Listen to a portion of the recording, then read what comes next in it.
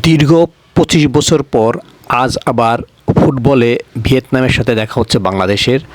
আজ সন্ধ্যা ৬টায় হ্যানয়ে বাংলাদেশ এবং ভিয়েতনামের এই ফিফা প্রীতি ম্যাচ। এখন একটু দেখা নেওয়া যাক ভিয়েতনাম কতটা শক্তিশালী। ফিফা র্যাঙ্কিংয়ে তাদের অবস্থান ১০৩, সেখানে বাংলাদেশ আছে ১৮১-তে, অর্থাৎ বাংলাদেশের চেয়ে ৭৮ ধাপ এগিয়ে এই ভিয়েতনাম। কদিন আগে বাংলাদেশ ভিয়েতনামের সাথে, অর্থাৎ গত বছর বাংলাদেশ ভিয়েতনামের সাথে ম্যাচ খেলেছিল, তা অনূর্ধ্ব ২৩ এফসি ফুটবলে ভিয়েতনামের মাঠে অনুষ্ঠিত। সেই ম্যাচে বাংলাদেশকে ২-০তে হারিয়েছিল ভিয়েতনাম। সেই বাংলাদেশ দলই এখন ভিয়েতনামের সাথে খেলতে যাচ্ছে। বাংলাদেশ ৩১ মার্চ এশিয়ান কাপ বাছাই পর্বের শেষ ম্যাচ খেলবে সিঙ্গাপুরের বিপক্ষে।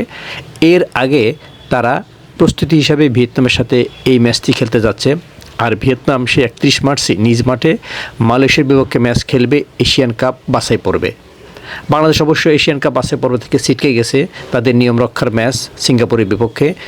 তবে বাংলাদেশ চায় জয়ে ম্যাচটি শেষ করতে, তাই ভিয়েতনামের সাথে তাদের প্রস্তুতি ম্যাচ। আর এই প্রস্তুতি ম্যাচ থেকে বাংলাদেশ যা অর্জন করবে, যে অভিজ্ঞতা, যে ভুল ত্রুটিগুলো দেখবে, যে অভিজ্ঞতা পাবে, সেটাই কিন্তু সিঙ্গাপুরের বিপক্ষে কাজে লেগে সেখানে জয়ের চেষ্টা করবে। এটাই জানিয়েছেন কোচ হাবিয়ার কাবরেরা। বাংলাদেশ দলে রাকিব নেই, যে ফরওয়ার্ড লাইনের অন্যতম ভরসা, তিনি নেই ডিফেন্ডার তপু বর্মন। এরপর যারা আছেন এদের নিয়ে বাংলাদেশ দল খেলতে নামছে এই ম্যাচে। হামজা চৌধুরী এসেছেন দুদিন আগে, তার মধ্যে কিছুটা ক্লান্তি অবশ্যই থাকবে। এই সব ছাপিয়ে বাংলাদেশকে এই ম্যাচ জিততে হবে, এই ম্যাচ ভালো করতে হবে, সেটাই আমাদের প্রত্যাশা। জিততে পারবে কি না সেটা বলা যাচ্ছে না, তবে ভিয়েতনাম শক্তিশালী আর বাংলাদেশ দলও ফাইট করবে, এটাই জানিয়েছেন কোচ এবং অধিনায়ক জামাল ভুঁইয়া। এখন নেওয়া যাক ভিয়েতনামের সাম্প্রতিক পারফরমেন্স কী। ভিয়েতনাম এই বছর যে কটি ম্যাচ খেলেছে তার মধ্যে তারা লাওসকে ৫-০তে হারিয়েছিল, আবার লাওসকে ২-০তে হারিয়েছে, নেপালকে ৩-১ গোলে হারিয়েছে, আরেক ম্যাচে নেপালের বিপক্ষে তাদের ১-০তে জয়। এছাড়া তারা প্রস্তুতি ম্যাচে কম্বোডিয়াকে ২-১ হারিয়েছে। এই যে কম্বোডিয়া, লাওস এবং নেপালের বিপক্ষে ভিয়েতনামের যে জয়ের যে গোল ব্যবধান, এটাই কিন্তু আশা জাগাচ্ছে বাংলাদেশ দলকে নিয়ে। কারণ বাংলাদেশ দল এই কম্বোডিয়াকে ১-০তে হারিয়েছে, লাওসকে ১-০তে হারিয়েছে, আর নেপালের সাথে তো বাংলাদেশ জিতছে, ড্র করছে, হারছে, এই ধরনের একটা পরিসংখ্যান। সুতরাং যেহেতু ভিয়েতনাম, যাদের ফিফা র্যাঙ্কিং ১০৩, যাদের লিগের স্ট্যান্ডার্ড বাংলাদেশের লিগের চেয়ে অনেক উঁচুতে, যারা আসিয়ান অঞ্চলের অন্যতম সেরা একটি দল, তাদের সাথে বাংলাদেশের এই যে ম্যাচটি হবে, এতে কিন্তু আশা করা যায় যদি বাংলাদেশ দলে খেলোয়াড়রা ঠিক মতো খেলতে পারেন।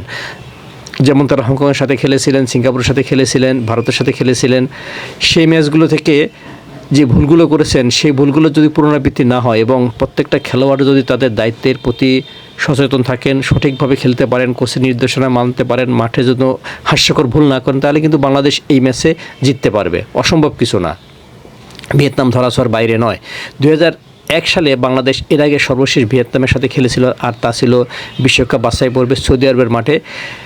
ফিরতে পরের ম্যাচে বাংলাদেশ ভিয়েতনামের কাছে ০-৪ করে হারলেও প্রথম পরের ম্যাচে কিন্তু বাংলাদেশ সেবার তাদের সাথে ০-০ ড্র করেছিল।